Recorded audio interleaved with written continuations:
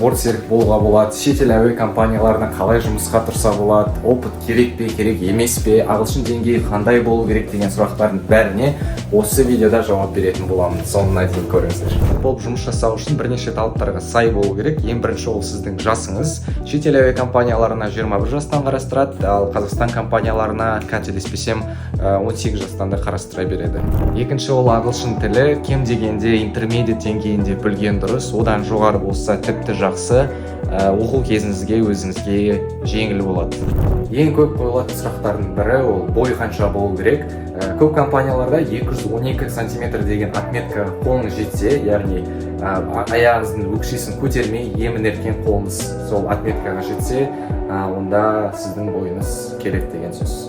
Авиация саласында опыт болу керек пе деген сұрақтарды қойылып жатады. Жоқ, ол маңызды критериялардың бірі емес, бірақ та басқа қызмет көрсету саласында немесе қонақ үйде жұмыс істесеңіз, ол да сізге бір артықшылық болады. Собеседование кезінде соны міндетті түрде айтсаңыз болады. Бортсерік болу үшін арнайы оқытатын жерлер бар ма деген сұрақтар да келеді. Шынымды айтсам, ондай орындарды білмеймін, бірақ көп компаниялар егер собеседованияны сәтті өтсеңіз, өздері 1,5-2 айлық курсты өткізіп, бортсерік деген мамандықпен жұмыс жасай алатын боласыз. Және де ең маңызды сұрақтардың бірі, қалай жұмысқа орналассам болады. Бұл жерде ешқандай жаңағы агентство арқылы, тағы да басқа секілді компаниялармен посредник арқылы тапсыруға мен сізге кеңес бермеймін.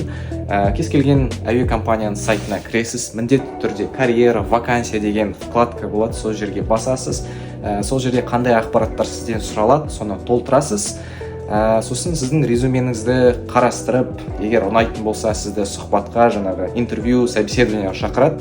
Аман есен өтсеңіз, өздері компания шақырып, оқытып, сөйтіп бортсерік болып жұмыс жасайсыз. Егер де осындай форматта сізге видео ұнаса, лайк басып, тіркеліп қойыңыздар. Алда осындай қызықты видеолар жасайтын боламын.